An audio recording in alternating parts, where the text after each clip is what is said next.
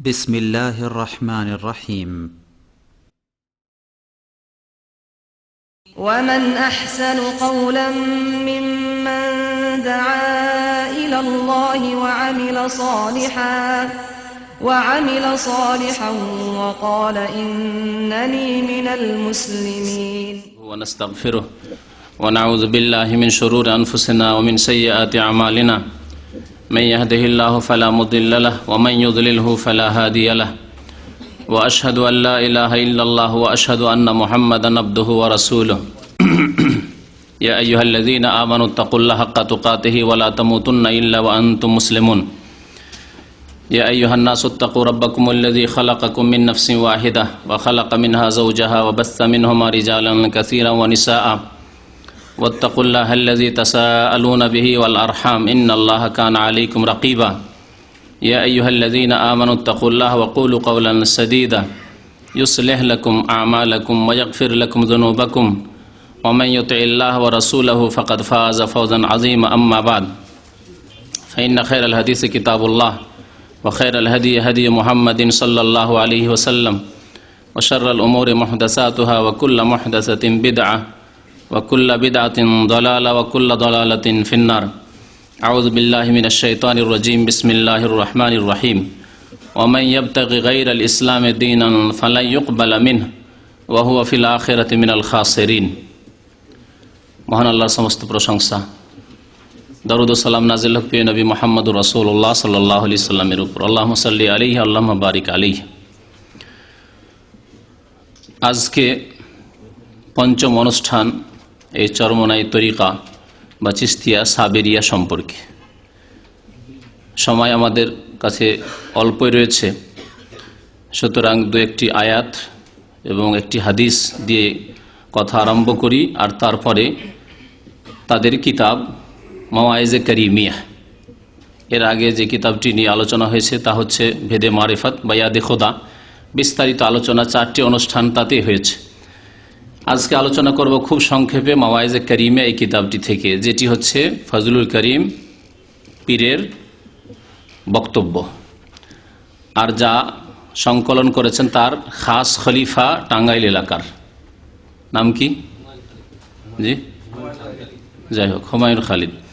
তো যাই হোক, সুতরাং এটি এমন কোনো সাধারণ লোকের কথা নয়, তাদের বিশেষ ঘর থেকে আসা কথা।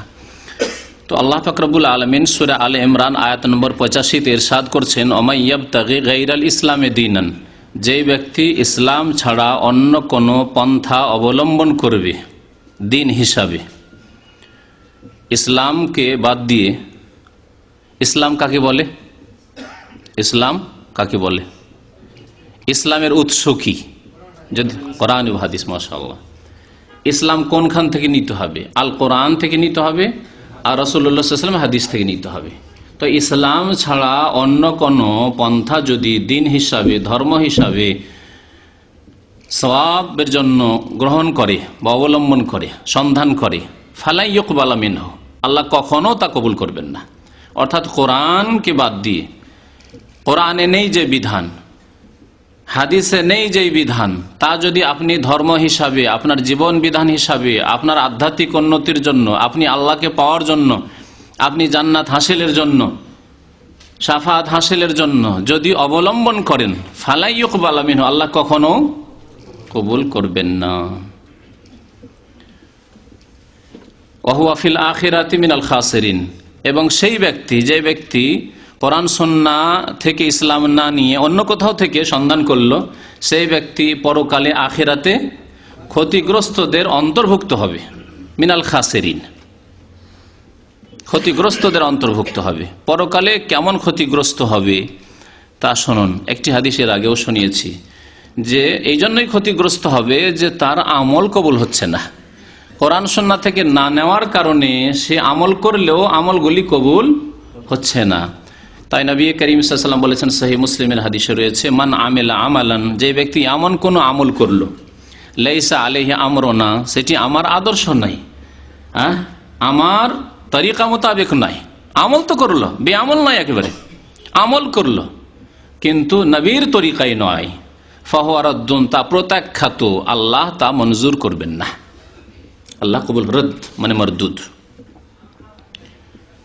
শয়তানকে শয়তান মরদুদ বলি, কারণ সে বিতাড়িত আল্লাহর রহমত থেকে। তেমনি ওই ব্যক্তির আমল, যে ব্যক্তির আমল নবীর তরিকা মোতাবেক হলো না, তার আমল আল্লাহর দরবারে মঞ্জুর হবে না, তা প্রত্যাখ্যাত, মরদুদ। যদি কেউ শুরু করে প্রথম, তার সম্পর্কে বলেছেন নবী সাল্লাল্লাহু আলাইহি ওয়াসাল্লাম, মান আহদাসা ফি আমরিনা হাযা, যেই ব্যক্তি আমাদের দিনের ব্যাপারে এমন নতুন কাজ করলো, আহদাসা নতুন কাজ, যা কোরআনে অনেক হাদিসে নেই, মা লাইসা মিনহু, যা দিনের মধ্যে নেই, জি, ফাহুয়া রাদ্দুন, তা প্রত্যাখ্যাত। এই হাদিস সহিহ বুখারীতে রয়েছে, মুসলিমে রয়েছে। আখিরাতে পরকালে কেমন ক্ষতিগ্রস্ত হবে যারা কোরআন সুন্নাহকে দিনের উৎস বলে না মেনে, বা মানলো কিন্তু তার সাথে বুজরুগানে দিনের কথা বড়রা বলেছেন, আমাদের আলেম ওলামা হুজুররা করেছেন, এগুলি ভালো জিনিস, এইভাবে আরো কিছু বাড়াইলো। কোরআন সুন্নাহ মানার দাবি করে যে আমরা কোরআন সুন্নাহ মানি, কিন্তু তার সাথে অতিরিক্ত বুজরুগানের দিনের কিস্সা কাহিনী আর এসব নিয়ে তারা ধর্মকর্ম করে। বুজরুগানীদের তরিকার জিকির, বুজরুগানীরা এইসব কথাবার্তা বলেছেন, তারা ভালোবেসেছেন, তাদের পরীক্ষিত, এসব কথা লেখা থাকে না, এসব পরীক্ষিত তরিকা। তো যারা এইরকম করলো, কোরআন সুন্নাহই তাদের দিনকে সীমিত রাখলো না, কোরআন সুন্নাহকে শুধুমাত্র দিনের ইসলামের উৎস হিসাবে গ্রহণ করলো না, ফাহুয়ারাদ্দুন, তা প্রত্যাখ্যাত, তা প্রত্যাখ্যাত। তাদের আখিরাতে কি অবস্থা হবে, এই ক্ষেত্রে একটি হাদিস শোনায়, অত্যন্ত আপনাকে চিন্তায় ফেলে দিবে সেই হাদিস রাসূলুল্লাহ সাল্লাল্লাহু আলাইহি ওয়াসাল্লামের, যে আপনি আছেন কোথায় তা নিজেই চিন্তা করুন। নবী করিম সাল্লাল্লাহু আলাইহি ওয়াসাল্লাম ইরশাদ করেছেন, এই হাদিস সহিহ বুখারীতে রয়েছে, সহিহ মুসলিমে রয়েছে। আন আবি হুরায়রা রাদিয়াল্লাহু তাআলা আনহু, আবু হুরায়রা রাদিয়াল্লাহু তাআলা আনহু বর্ণনা করেছেন যে আন্না রাসূলুল্লাহ আতাল মাকবারাহ, রাসূলুল্লাহ সাল্লাল্লাহু আলাইহি ওয়াসাল্লাম একদিন মদিনার কবরস্থানে আসলেন। মদিনার কবরস্থানের নাম হচ্ছে আসলে আল বাকি, কিন্তু আমাদের দেশীয় উপমহাদেশের লোকেরা মক্কা মদিনার কবরস্থানকে বলে জান্নাত লাগিয়ে, জান্নাতুল বাকি আর জান্নাতুল মুআল্লা। আরবরা জান্নাত শব্দ ব্যবহার করেন না। যাদের ছেলে মেয়েরা সেখানে দাফন হয়, যাদের মা বাবা দাফন হয়, যারা নিজেরাও দাফন হয়, যুগ যুগ ধরে চলে আসছে মদিনা মক্কার লোকেরা, তারা আল মুআল্লার কবরস্থানকে জান্নাতুল মুআল্লা বলে না, আর আল বাকির কবরস্থানকে জান্নাতুল বাকি বলে না। আর যাদের ভাগ্যে নসিব হয় না দূরে বাস করার কারণে, তারাই এই বিদাতের নামগুলো বাড়িয়েছে।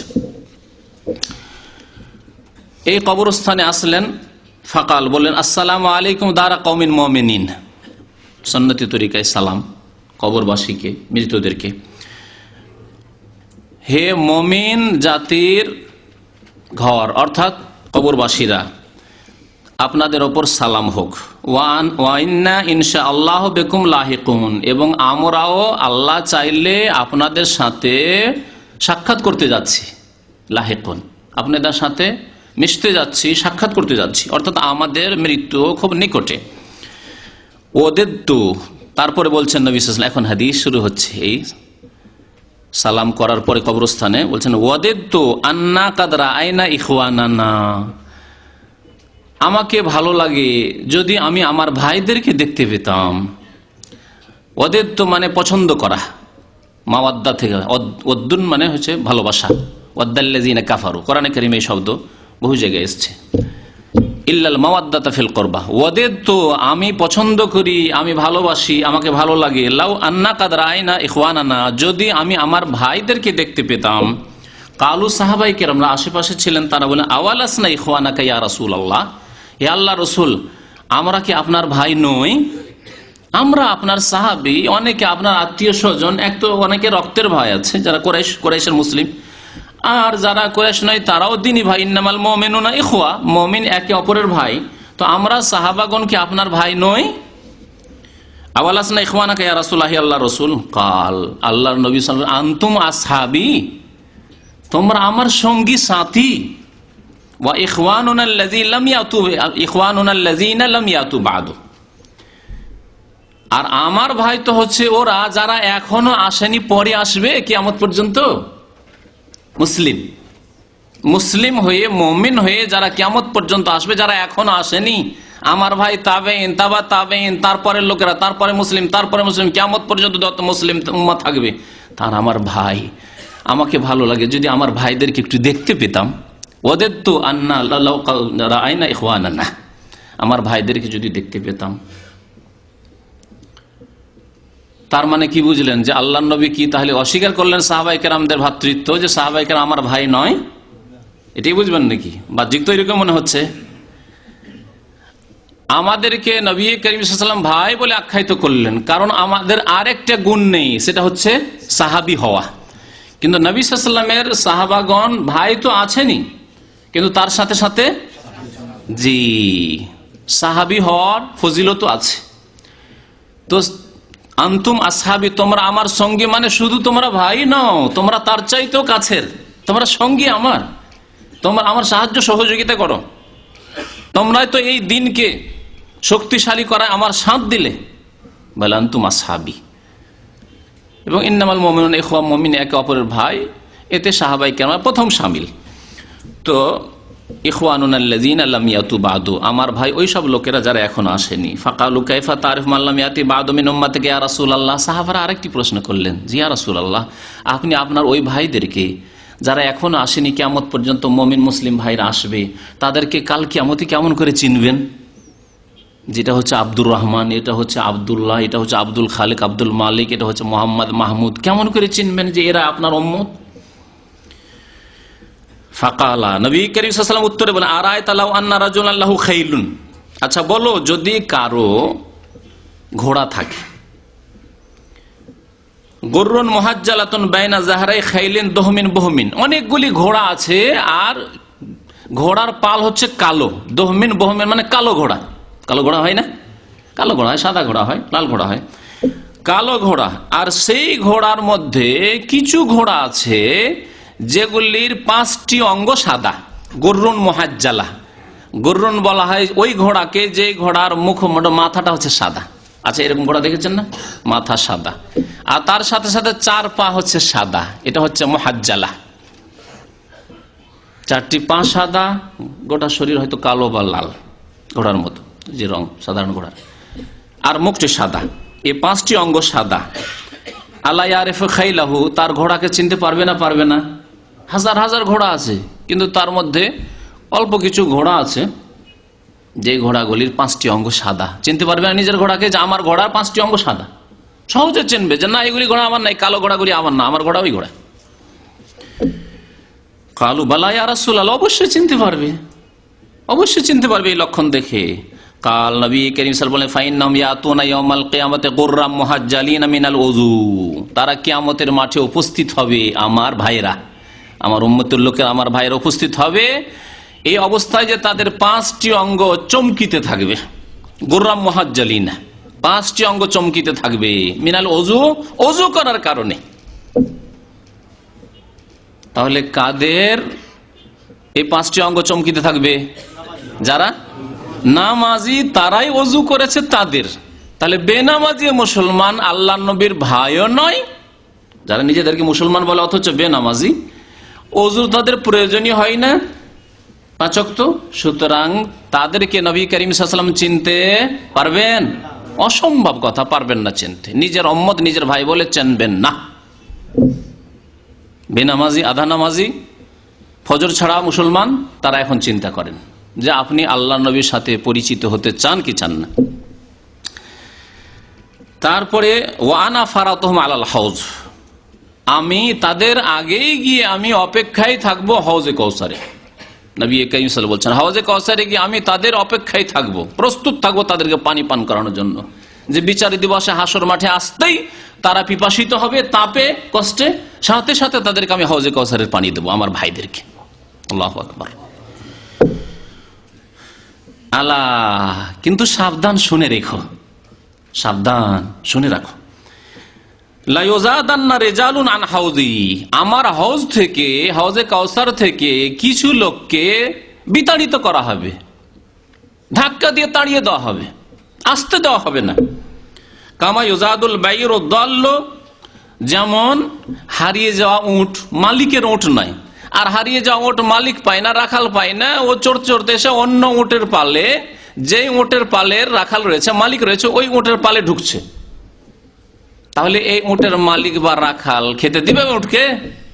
আমার উট নাই, আমার উঠে খাও, কিছুক্ষণ পরে এসে ও নিয়ে চলে যাবে, অপর উটকে কেন খাওয়াবো, বা আমার পালে কেন ঢুকতে দেবো না, উটকে ঢুকতে দেবো না।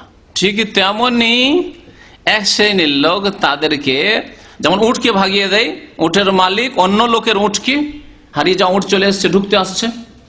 যারা বকরি চড়িয়েছেন, ছাগল চড়িয়েছেন, তারাও জানেন অপরের বকরিকে আপনি আপনার পালে ঢুকতে দেবেন না, আবার ঝামেলা করবে, এসে আপনার পালের মধ্যে ঢুকে এসে তলাশ করবে, না আমি ঢুকতে দেখেছি ইত্যাদি ইত্যাদি, বা আপনার ঘাস খাবে, আপনার খরচ হবে, অথচ লাভ আপনার নেই, তাড়িয়ে দিচ্ছেন আপনি। অপরের বকরিকে কি করছেন আপনি? তাড়িয়ে দিচ্ছেন। অপরের উটকে আপনি তাড়িয়ে দিচ্ছেন, অপরের গরুকে তাড়িয়ে দিচ্ছেন আপনি। ঠিকই তেমনি ওই লোকগুলি ঢুকতে আসবে হাউজে কাউসারের কাছে, তাদেরকে ফেরেশতাগণ কি করবেন? তাড়িয়ে দেবেন। আলা হালুম্মা ওনাদিহিম আলা হালুম্মা, আমি কিন্তু তাদেরকে ডাক দেব যে এসো এসো এসো, কারণ তারা নামাজ পড়েছে। ধার্মিক বিদাতি, ধার্মিক বিদাতি মানে তাদের বাতিল ধর্মে ধার্মিক, নামাজি কিন্তু বিদাত করেছে। নামাজি সুফি, নামাজি বিদাতি জিকিরকারী, নামাজি ওয়াহদাতুল ওজুদে বিশ্বাসী, নামাজি হলুলে বিশ্বাসী, নামাজি মনে করে আল্লাহ মানুষের মধ্যে অবতরণ করেন, সারা পৃথিবীর অস্তিত্ব হচ্ছে এক, যিনি আল্লাহ তিনি মানুষ, তাই হচ্ছে গাছপালা ইত্যাদি। এইসব আকীদা রেখে নামাজ রোজা হজ যাকাত করেছে।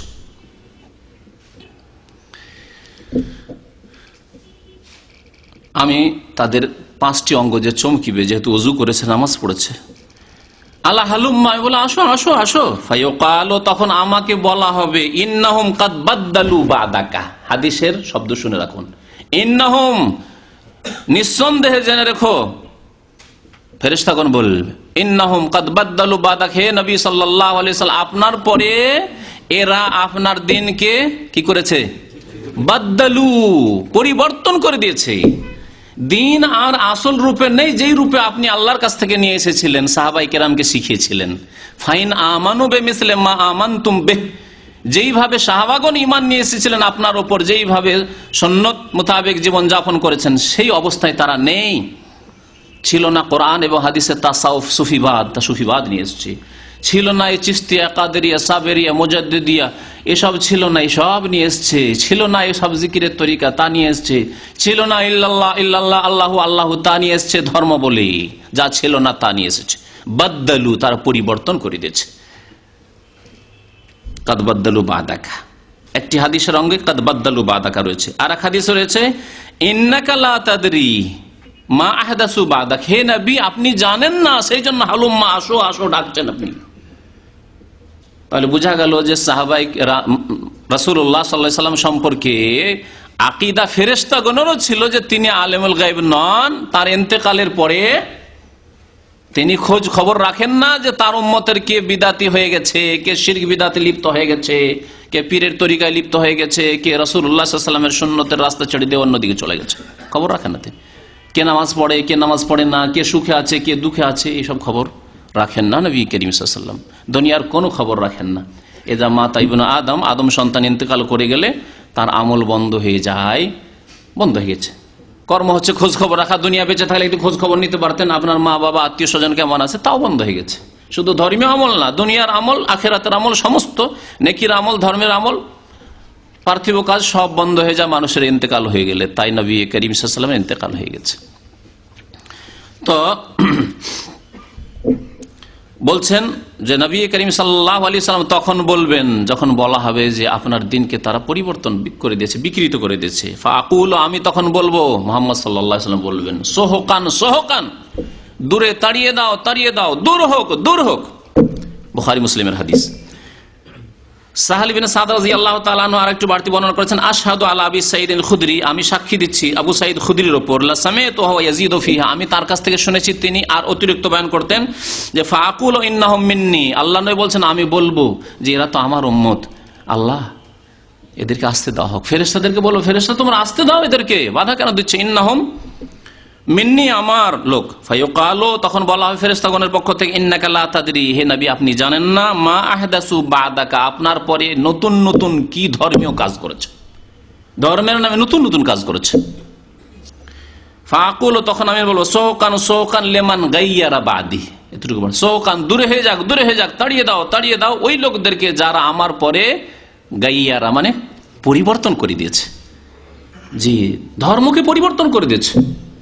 যা সাহাবাই কেরামরা জানতেন না, যা রাসূলুল্লাহ সাল্লাল্লাহু আলাইহি ওয়াসাল্লাম জানতেন না দিন হিসাবে, তাকে দিন মনে করে ফেলেছে। এই হবে অবস্থা, সহিহ বুখারীর রিওয়ায়াত এটি। এই হবে অবস্থা বিদআত পন্থীদের। এখন শুনুন যে আল্লাহর নবীর জামানার দিন কেমন ছিল, সাহাবায়ে কেরামের জামানার দিন কেমন ছিল, আর এই পীরদের দিন কেমন। আর বিশেষ করে পীরদের মধ্যে যেই পীরকে হক্কানি মনে করা হয় তারই যদি এই অবস্থা হয়, তো বাকি যেগুলো গায়ের হক্কানি, যাদেরকে বাংলাদেশের ভাষায় ভণ্ড বলা হচ্ছে এক শ্রেণীর বক্তাদের ভাষায়, তাদের কি অবস্থা? দুরবস্থা, সবারই দুরবস্থা। সবাই একই শিরক বিদআতে কুফরিতে ডুবে আছে। শোনেন, এই কিতাবের নাম হচ্ছে মাওয়াইজে কারিমিয়া। হ্যাঁ, মাওয়াইজে কারিমার আগে প্রথমে নাম রাখা হয়েছিল মাওয়াইজে ফজলুল করিম, মানে ফজলুল করিম সাহেবের ওয়াজ মাহফিলের বয়ান। তো তাই লিখেছে চরমনাই পীর সাহেব কিবলার অমূল্য বয়ান। তার নিচে লেখা হয়েছে কি, মাওয়াইজে কারিমার নিচে কি লেখা আছে? চরমনাই পীর সাহেবের অমূল্য বয়ান। সেই বয়ানের 27 পৃষ্ঠাতে আল্লাহ পাক রব্বুল আলামিনের ভালোবাসাকে লাইলা মজনুর ভালোবাসার সাথে তুলনা করা হয়েছে। মজনু যদি লাইলার জন্য এত পাগল হতে পারে, প্রেমে পাগল হতে পারে, তুমি কেন এরকম পাগল হবে না? আরো একেবারে ঘৃণিত ভাষায় যে কিসা আর বয়ান করছি না, কারণ এর চাইতে বড় বড় শিরকি কুফরি মওজুদ আছে, সেদিকে একটু আগে বাড়ি। জি, খুঁটিনাটি অতগুলি তুলে ধরা সম্ভব নয়।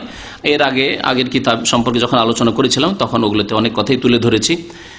35 পৃষ্ঠায় এমন এক পীরের কথা উল্লেখ করা হয়েছে, ঝুলন্ত পীর। যে পীর হচ্ছে ঝুলন্ত পীর। কত রকমের যে পীর আছে। আমার এক ওস্তাদ ছিলেন, যার কাছে বুখারী পড়েছেন, রহমতুল্লাহ আলাইহি, ইন্তেকাল করেছেন। তিনি ওয়াইজ ছিলেন, বক্তা ছিলেন, নিজে আবার কবিতা তৈরি করতেন। তো তিনি বলতেন যে এমন কোন পীর আপনি কল্পনা করেন যে পীর নেই, এটা বলতে পারবেন না। যেমন হিন্দুদের মধ্যে এমন কোন দেবী দেবতার কথা কল্পনা করেন, পাবেন, অবশ্যই পাবেন আপনি। লিঙ্গ সিংহ যা কিছু সব আছে না, লিঙ্গ তাদের দেবতা আছে, আর তাদের সিংহ দেবতা আছে, সবকিছুর পূজা করে, সাপ বিচ্ছু থেকে শুরু করে।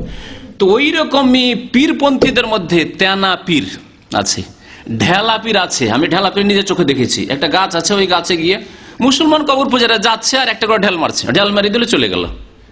হ্যাঁ, ওই আপনার মিনার পাথর মারার মতো করে ঢেল নিল, ঢেলের পাহাড়ের মতো উঁচা হয়ে ঢেলা। তো জিজ্ঞেস করলাম কি ব্যাপার, প্রথম সেই এলাকায় গিয়েছি, কি ব্যাপারে এত ঢেলা উঁচা হয়ে আছে এই গাছের তলায়? এটা হচ্ছে ঢেলা পীরার আস্থানা, ঢেলা পীরের আস্থানা। তো এমন কোন পীর আপনি কল্পনা করে নেন তার নেই, এই কথা ভাবতে পারেন না আপনি। তো এখানে আছে ঝুলন্ত পীরের ঘটনা, 35 পৃষ্ঠা মাওয়াইজে কারিমা, ঝুলন্ত পীরের ঘটনা। ঘটনা খুব লম্বা।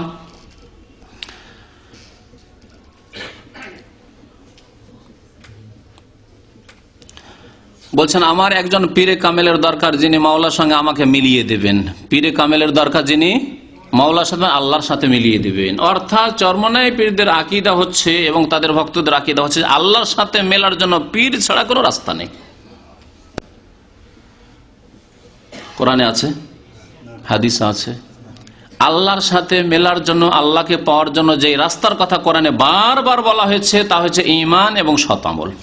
ইন্নাল্লাযীনা আমানু ওয়া আমিলুস সালিহাত। আর কোনো রাস্তা নেই। মান বাত্তা বিহি আমালুহু, নবী সাল্লাল্লাহু আলাইহি ওয়াসাল্লাম বলছেন যার আমল নেই, আমলে তাকে পিছিয়ে দিয়েছে, আমলের ক্ষেত্রে সে অনেক দূরে, লাম ইউসরা বিহি নাসাবুহু, তাহলে তার বংশীয় মর্যাদা দিয়ে বা অন্য কোনো পন্থা দিয়ে সে কোনোদিন অগ্রগামী হতে পারবে না। তাহলে পথ হচ্ছে ঈমান এবং সৎ আমল। তারপরে শোনেন, পরিচয় করি রে মাওলার সাথে। চিন্তা করলে এখন একজন পীরে কামেল কোথায় পাওয়া যায়? পাগলা এখন শুধু ফিকের করে, একই হক্কানি, অনেকগুলি ভাষায় মানে বানানেই ভুল আছে। হক্কানি পীর কোথায় পাওয়া যায়? পীর তলাশ করে আর বলে, ও আমার মাবুদ রে, তোমার তো আমি পাইলাম না রে, মানে আল্লাহকে পাওয়ার জন্য করছে। পীরকে পেলে আল্লাহকে পেয়ে যাবে, ওয়াহদাতুল উজুদ। এই ওয়াহদাতুল উজুদের আকীদা কাজ করছে যে সমস্ত পৃথিবীর অস্তিত্ব হচ্ছে এক, পীর পেয়ে যাও মানে আল্লাহকে পেয়ে যাওয়া। মাওলা রে, তোমাকে পাইলাম না রে। পাগলায় জিকির করতে করতে দৌড়ায় আর মাবুদ রে ডাকে আর তলাশ করে। তলাশ করতে করতে যে দেখে জঙ্গলের মধ্যে এক আল্লাহর ওলি, জঙ্গলের মধ্যে, জঙ্গলে ওলি পাওয়া যায় এদের জঙ্গলে। তাহলে হিন্দু ধর্ম আর বৌদ্ধ ধর্ম, বৌদ্ধ ধর্মের সবচেয়ে বড় আস্থানা যেটা কাশী বিশ্বনাথ বলে, কাশী যে এলাকা, কাশীর নাম শুনেছেন, সেই এলাকা। আমি যখন বেনারস জামিয়া সালাফিয়ায় পড়াশোনা করি, শেষ বছরে ছিল, তো একবার মনে হলো যে এখানে থাকলাম দীর্ঘদিন, আর কাছে আছে সারনাথ বলে জায়গাটির নাম, 10-15 কিলোমিটার, এই জায়গাটা দেখবো না, যাই দেখতে তামাশা গেলাম। যেখানে বৌদ্ধদেবের জঙ্গলে থেকে থেকে শয়তানকে পেয়েছিল, মনে করলো যে ঈশ্বরের সিদ্ধি লাভ করলাম, তাদের ভাষায় ছোটকালে ইতিহাসে পড়েছিলাম। তো জঙ্গলে কাকে পায়? শয়তানকে পায়। যা পেয়েছে, যারা জঙ্গলে ধ্যান করেছে, যে কোনো ধর্মের লোক হোক, এইভাবেই পেয়েছে। তো জঙ্গলে গিয়ে পাচ্ছে। আর মুসলিম মুমিন আল্লাহকে পায় মসজিদে পায়। আর সর্বশ্রেষ্ঠ মসজিদ যেখানে আল্লাহকে পাওয়া যেতে পারে তা হচ্ছে মসজিদুল হারাম। যেখানে পাওয়া যেতে পারে শ্রেষ্ঠ মসজিদ তা মসজিদে নবী মদিনা মুনাওয়ারায় গিয়ে। আল্লাহকে পাওয়া যেতে পারে বাইতুল মুকাদ্দাসের মসজিদ আকসায় গিয়ে। জি, সিজদায় পড়ে আল্লাহকে পাওয়া যেতে পারে আকরাবু মা ইয়াকুনুল আবদু মির রাব্বিহি ওয়া হুয়া সাজিদ। সহিহ বুখারীর হাদিস, নবী করিম সাল্লাল্লাহু আলাইহি ওয়াসাল্লাম বলছেন, সবচেয়ে নিকটবর্তী আল্লাহর হয়ে যায় বান্দা, যে কোনো বান্দা, একেবারে ক্লিনার হোক, ডম হোক, মেথর হোক, পেশাব পায়খানা সাফ করে গোসল করে মাশাআল্লাহ মসজিদে গিয়ে সিজদায় পড়ে গেল, আল্লাহর কাছে নামাজ, আল্লাহর কাছে সিজদায় পড়ে পড়ে কান্না করছে। আকরাবু, সবচেয়ে নিকটবর্তী, ইসিম তাফজিলের শেখা যারা গ্রামার সামান্য বুঝেন। মা ইয়াকুনুল আবদু, বান্দা হয়ে যায় মির রাব্বিহি, রবের, যখন সে সিজদায় অবনত হয়ে যায়। তাহলে আল্লাহকে পাওয়ার জন্য আমল লাগে, সিজদা লাগে, নামাজ লাগে, ইবাদত বন্দেগী লাগে, এসব লাগে না, কোনো ব্যক্তি লাগে না। শোনেন, তারপরে জঙ্গলের মধ্যে এক আল্লাহর ওয়ালি এক গাছের ডালের সঙ্গে 2 হাত দিয়ে ধরে ঝুলন্ত অবস্থায় চক্ষু বন্ধ করে মাওলার মোরাকাবায় আছেন। দুই হাত দিয়ে ডাল ধরে কেমন ভাবে থাকে বুঝতেই পারছেন, এইরকম ধরে আর ঝুলে আছে একবারে জঙ্গলের মধ্যে। আগেই বলেছি এরা আল্লাহর ওয়ালি বলে, কিন্তু ওলিকে আল্লাহ পাক নিজে স্বয়ং কোরআনে কারিমে 2 ভাগে ভাগ করেছেন। জানেন না? কি? আউলিয়াউর রহমান আর আউলিয়াউশ শয়তান। জি, আল্লাহু ওয়ালিউল্লাযিনা আমানু, যাদের ঈমান এবং সৎ আমল রয়েছে তাদের ওলি বন্ধু আল্লাহ পাক রব্বুল আলামিন। আর ওয়াল্লাযিনা কাফারু, যারা শিরক কুফরিতে লিপ্ত হয়েছে, আউলিয়াহুমুত তাগুত। আল্লাহ কোরআনে আরো বলেছে ফাকাতিলু আউলিয়া আশ-শায়তান, শয়তানের ওলি যারা, তাদের বিরুদ্ধে সংগ্রাম করতে থাকো, তাদের বিরুদ্ধে জিহাদ করতে থাকো। ইন্না কাইদা শায়তানি কানা যায়ীফা। আল্লাহ আরো বলেছেন ওয়া ইন্নাশ শায়াতিনা লা ইউহুনা ইলা আউলিয়াইহিম, শয়তান ওহী করে, ইশারা ইঙ্গিত দেয়, পরামর্শ দেয়, ওয়াসওয়াসা দেয়, কি করার জন্য?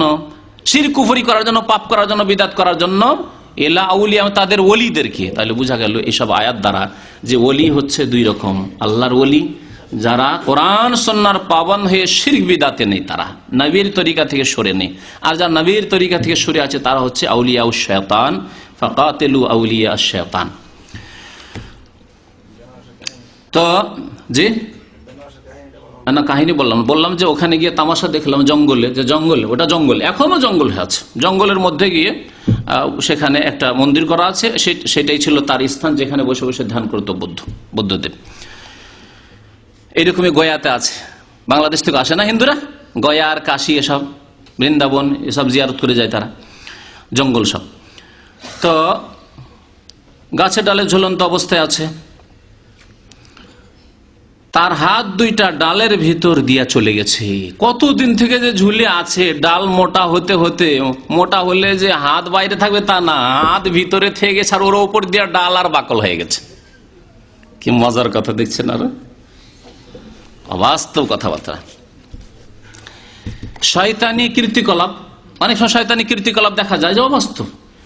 এটা জিন শয়তানকে দেখছেন পা নেই আর হাঁটছে, এগুলি কিসসা কাহিনী আছে। আর হয় বা হঠাৎ বিভিন্ন রকম দেখছেন, হঠাৎ বিড়াল হয়ে গেল, হঠাৎ কুকুর হয়ে গেল, হঠাৎ মানুষ হয়ে গেল, হঠাৎ মহিলা সেজে গেল। জি, তো এইগুলি হচ্ছে শয়তানি ভেলকিবাজি, আহওয়ালুন শৈতানিয়া। জি, দেখেই পাগলা বুঝলো, ও যে আল্লাহর ওলি তালাশ করলো, এই দেখে বুঝলো যে গাছের বাকল ওপর দিয়ে চলে গেছে, আর এই ঝুলি আর আল্লাহর জিকির মোরাকাবে মত্ত আছে। তো পাগলা বুঝলো এই তো আল্লাহর ওলি হবেন। কিভাবে শয়তান গুমরা করছে, এই তো আল্লাহর ওলি হবেন। কত বছর পর্যন্ত এইভাবে আছেন যে তার কোনো খেয়াল নেই, কত বছর এইভাবে ঝুলে জিকির আজকাল করছেন, না খাওয়া না দাওয়া, কোনো কিছুর প্রয়োজন নেই। জি জি, নামাজ রোজাও নেই, মোরাকাবে আছে, ফানাফিল্লাহ আছে আবার নামাজ তাদের ধারণা শোনেন। এই সুফিদের একটি মতবাদ হচ্ছে যে নামাজ রোজা হচ্ছে আল্লাহ পর্যন্ত পৌঁছার মাধ্যম। যখন এই ব্যক্তি ফানাফিল্লাহ হয়ে গেছে, আগে এই টার্মগুলি আসছে, ফানা ফির শেখ, ফানা ফির রসুল আর ফানা ফিল্লাহ, তিনটি পরিভাষা আসছে।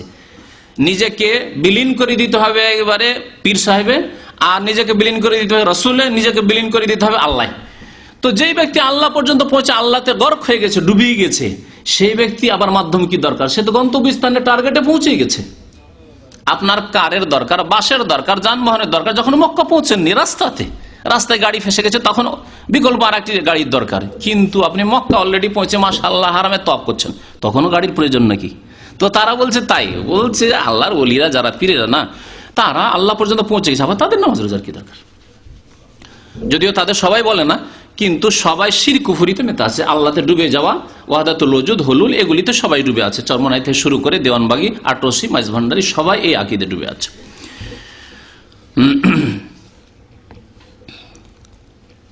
নিশ্চয় আল্লাহর ওলি হবেন, কিন্তু আল্লাহর ওই ওলির কাছে যেতে পারে না। বিরাট বিরাট বাঘ চতুর্দিকে বসে আছে, এখন তার নাফস বলি আরে ওখানে গেলে বাঘে খেয়ে ফেলবে।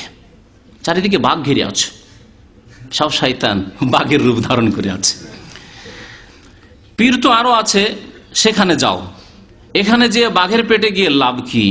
পাগলে বলে রে মন তালাশ, ও এলাকার ভাষায় লিখেছে, বুঝছেন? আপনারা তো বেশি বুঝবেন এলাকার ভাষা। হ্যাঁ জি রে। তো বলছে কয়েক মাস পরে তলাশ করতে করতে কয়েক মাস পরে পেয়েছে একজন আল্লাহর ওলি, একজন হক্কানি পীর। এই পীরের কাছে যদি না যায়, আবার কোথায় হক্কানি পীর পাবো? যদি এর মধ্যে আমার রূহ কবজ হয়ে যায়, আমি কি নিয়ে মাওলার দরবারে যাব? মাওলার দরবারে পীর নিয়ে যেতে হবে, নামাজ রোজার প্রয়োজন কি নিয়ে মাওলার দরবারে যাব? আমি যাই না আমারে বাঘ খেয়ে ফেলুক, তবু মাওলাই দেখুক যে আমি মাওলাকে পাওয়ার জন্য আসিয়াছি। বাঘে যদি খেয়েও ফেলে, তবু তো মাওলাই আমারে কবুল করে নেবেন। পীরের কাছে যে যাব, এটা তো মাওলার জন্যই, এটা তো মাওলার জন্য। বড় লম্বা কিস্সা কাহিনী আছে, এই লম্বা কিস্সা কাহিনী শুনলে এখানে থেকে যাব। পাগলা বলল হুজুর, এখন সাহস করে বাঘটা গেড়িয়ে পৌঁছে গেল, হুজুর আমাকে আল্লাহর সঙ্গে মিলিয়ে দেয়া লাগবে। হুজুর আমাকে আল্লাহর সঙ্গে মিলিয়ে দেওয়া লাগবে। এই আশায় চাষিগুলি সব চরমনায় যায় যে পীর সাহেব আল্লাহর সাথে মিলিয়ে দেবে। লা হাওলা ওয়ালা কুওয়াতা ইল্লা বিল্লাহ।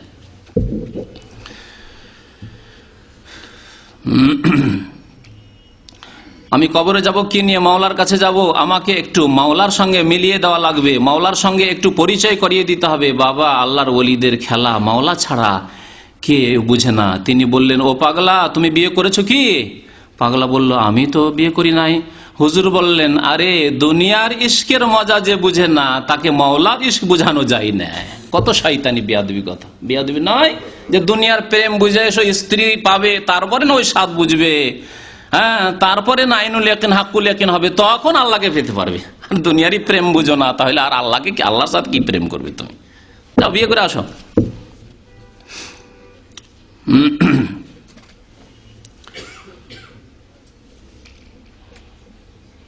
তারপরে যা তুই বিয়ে করে আয়, পীর বলল। সে বলল, হুজুর আমার কাছে কে মেয়ে দেবে? তিনি বললেন, যা অমুক রাষ্ট্রের বাদশাহ খলিলের এক মেয়ে আছে, বাদশার মেয়েকে বিয়ে করতে বললো। যাই হোক, কেসা লম্বা।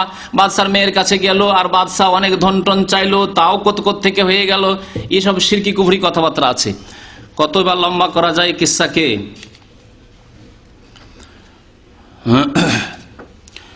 বাদশার মেয়ে আমার কাছে বিয়েও দেবে না, আপনিও আমাকে মুরিদ করবেন না। কি বললেন আপনি? বাদশার মেয়েকে বিয়ে করতে বলছেন? যদি বলছে সামান্য একটা বিয়ে করে এসো কোনো জায়গায়, তাও হইতো। বাদশাহ মেয়েও দিবে না, আপনি আমাকে মুরিদও করবেন না, এই বাহানা করছেন আপনি। হুজুর বললেন, যার হিম্মত নাই তার কিম্মত নেই।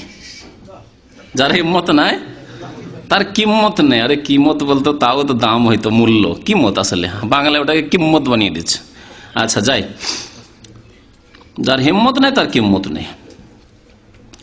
তোর কাজ তুই করবি, মাওলার কাজ মাওলা করবে। তুই যে চেষ্টা করবি, মাওলাই তোর কাজ হাসিল করিয়ে দেবেন। এখন পীরের কাছে দুইটা সবক পাইল, একটা হলো যে হিম্মত নাই তার কিম্মত নাই, আর একটা হলো যে তোর কাজ তুই করবি, মাওলা মাওলার কাজ করবে।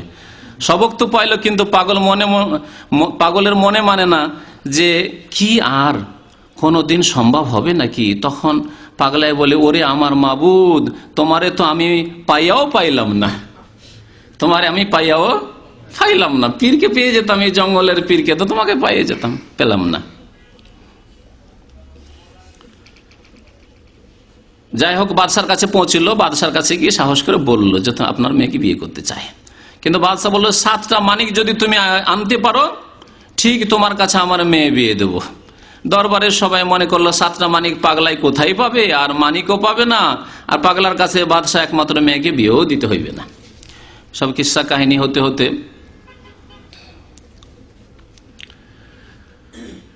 পাগলায় ডাকে, মাওলা রে, আর পানি সেচে।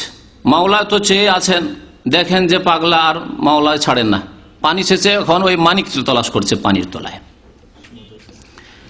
আর পারে না। মাওলা সামদেশের কুতুবকে বললেন, যাও যাও, পাগলার মকসুদ পুরা করে দাও। সামদেশের কুতুব, কুতুব মানে এর আগে বারবারই বুঝিয়েছি, কুতুব মানে যে ব্যক্তি পৃথিবী ধারণ করে আছে, এমন আল্লাহর ওলি পীরে কামেল যে পৃথিবী ধারণ করে আছে। কুতুব যদি যায় আর কুতুব যদি পৃথিবীকে ধরে না থাকে, তো পৃথিবীর সাথে সাথে ভাঙচুরিয়ে ধ্বংস হয়ে যাবে, একবারে 7 আসমান সব ধ্বংস হয়ে যাবে। কুতুব, সামদেশের কুতুব। এই সামদেশের কুতুবকে ওই জঙ্গলের পীর বলছে।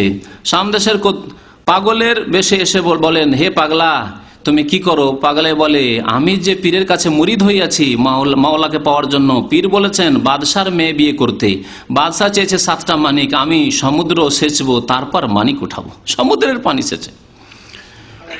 জি, এখন শুনে সমুদ্রের পানির অবস্থা কি হচ্ছে। তারপর বাদশার মেয়ে বিয়ে করব, তারপর পীরে আমারে মাওলার সঙ্গে মিলিয়ে দেবেন। সামদেশের কুতুব বলেন, আরে পাগল, সমুদ্রের পানি কোনো মানুষের সেচতে পারে নাকি? পাগলাই বলে, যাও যাও, তুমি যাও। পাগলা কিন্তু পাগল হয়ে গেছে, বিয়ে করার জন্য আর মাওলাকে পাওয়ার জন্য। মাওলাকে পেতে হবে, ওই পীরের মুরিদ হইতে হবে। আমার পীরে বলেছেন, যার হিম্মত নাই তার কিম্মত নাই। তোর কাজ তুই করবি, মাওলার কাজ মাওলাই করবি। আমার তো এছাড়া শক্তি কিছু নাই, আমার হচ্ছে পানি ছেঁচা কাজ, আমি পানি ছেঁচছি, তাই আমার কাজ আমি করব, মাওলার কাজ মাওলাই করবেন। যদি না পারি তবুও তো মাওলাই দেখবেন। দেখছেন, মাওলাকে পাওয়ার জন্য আমি এই কাজ করছি। সামদেশের কুতুব বললেন যে, পাগলা, আমিও তোর সঙ্গে পানি সেচবো। পাগলা বলে, এই বলছো ভালো কথা, দুইজনে সেচলে একটু তাড়াতাড়ি হবে। বাবা সামদেশের কুতুব জাহিরি হাতখানা শোনেন না। সামদেশের কুতুব কি করলেন, ওই যে এসে কথা বলছেন। সামদেশের কুতুব জাহিরি হাতখানা পানির নিচে দিলেন, আর বাতেনি হাতখানা, মাশাআল্লাহ, বাতেনি হাত আছে। শুধু বাতেনি ধর্ম নেই, বাতেনি ধর্ম তো ইহুদিদের কাছ থেকে এসছে আব্দুল্লাহ বিন সাবার মাধ্যমে, হ্যাঁ, আর ঢুকেছে ওই আপনার রাফেজি, বাতেনি, ইসমাইলি এসব ফিরকার মধ্যে, আর তাদের থেকে এসছে এই সুফিবাদের মধ্যে। আর হাতও আবার জাহিরি আর বাতেনি আছে। বাতেনি হাতখানা উঠাইয়ে পাগলারে বললেন, রে পাগলা, দেখ মানিক, দেখ, চাদর পাত এখন মানিক নিবি তো সাথে সাথে। পানি সেচতে আর সময় লাগলো না বেশি। পাগলায় বলে, ভাই, আমি এতদিন পানি সেচলাম, আমি একটা মানিক পাইলাম না, আপনি হাত দিয়েই কোথায় মানিক পাইলেন? কুতুব বললেন, তাতে তোর কি দরকার, তোর দরকার মানিকের। পাগলায় বলে, হ্যাঁ হুজুর, ঠিকই বলেছেন। পাগলাই গুনে দেখে মানিক 1টা 2টা নয়, 40টা পেয়ে গেছে। 40টা হয়ে গেছে। 7টা চেয়েছে বিয়ে করার জন্য। পাগলা বলে, হুজুর আর লাগবে না, বাদশা চাইছে 7টা, আপনি দিলেন 40টা। আপনি দিলেন 40টা মানিক সমুদ্রের তলা থেকে, বাতেনি হাত দিয়ে উঠিয়ে সাথে সাথে মানিক। পাগলা এক দৌড়ে বাদশার দরবারে গিয়ে হাজির। বাদশার সম্মুখে হাজির হয়ে পাগলা বলে, বাদশাহ, এই নিন আপনার মানিক, আপনি চেয়েছিলেন 7টা, আমি এনেছি 40টা, এবার আমার সঙ্গে আপনার মেয়ে তাড়াতাড়ি বিয়ে দেন। বাদশাহ ওয়াদা করেছেন মানিক আনতে পারলে মেয়েকে তার সাথে বিয়ে দিয়ে। বাদশাহ এখন বিপদে পড়ে গেলেন। যাই হোক, শেষ পর্যন্ত বাদশাকে বিয়ে দিতেই হলো, উপায় তো নেই, ওয়াদা করে ফেলেছে, বিয়ে দিতে হলো। বলছে যে মেয়েটি ধর্ম সম্পর্কে ভালো জ্ঞান রাখতো। সে জিজ্ঞাসা করে, আব্বা, এই লোকটি কি মাথা খারাপ পাগল না আল্লাহর পাগল? সেও বুঝে, তরিকত মারিফত বুঝে। বাদশাহ বলেন, মা, এত মাথা খারাপ পাগল নয়, এ তো মাথা খারাপ পাগল নয়, এর পশমে পশমে আল্লাহ জিকির হচ্ছে, পশমে আল্লাহর জিকির হচ্ছে। জি,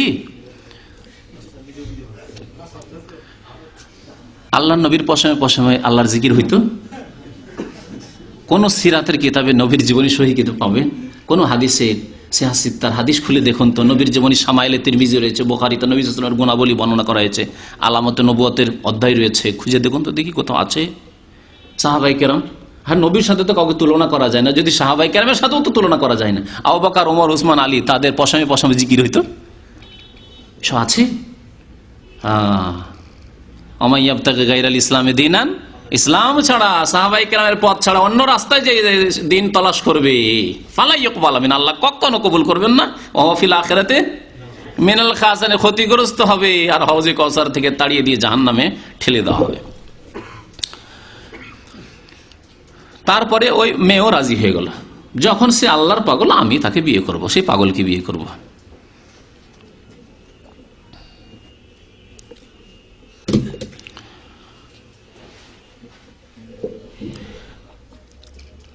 তারপরে বিয়ে শাদী করার পরে সাথে সাথে অনুমতি চাইলো বিবির কাছে। বিবি বলে, যান, আমার কোনো দাবি নাই, আমার কাছে থাকা লাগবে না, আপনি আল্লাহর পাগল, যান।